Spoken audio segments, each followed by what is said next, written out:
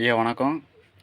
இதான் இப்ப இன்னைக்கு தேய்ச்சிருக்குது தான் வேப்பம்பட்டை, ஆரம்ப அரசம்பட்டை, ஆலம்பட்டை, இந்த பட்டையெல்லாம் போட்டு எல்லாத்தையும் எரித்து சிவனார் வேம்பு இந்த 4யும் போட்டு எரித்து அதில் சாம்பல் எடுத்து உடம்பு பூரா பூசியிருக்கிறேன்.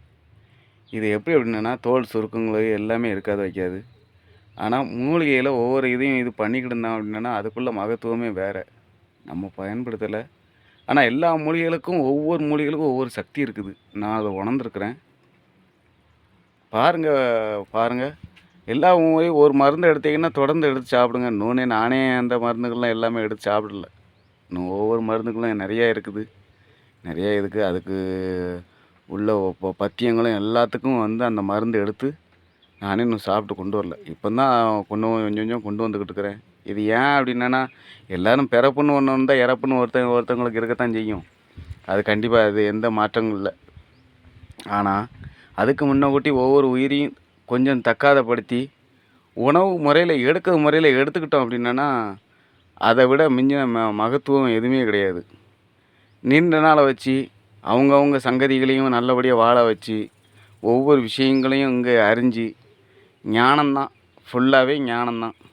ஞானம் செல்ல அவங்களுக்கு மற்றவங்களுக்கு எல்லாத்துக்கும் வழிகாட்டுறதும் வழிகாட்டுறதும் வைக்கிறதும் குடும்பத்தை எப்படி அனுசரித்து போகிறதும் ஒவ்வொரு மனிதர்களும் ஒவ்வொரு விதம் 4 விதம் 5 விதம் 10 விதமாக இருக்கிறாங்க. 9 விதம். இந்த 9 விதத்துலேயும் ஒவ்வொரு விதத்துலேயும் 80 இருக்குதுன்னு சொல்லியிருக்காங்க. 80 சிந்தனைகள் உண்டும்.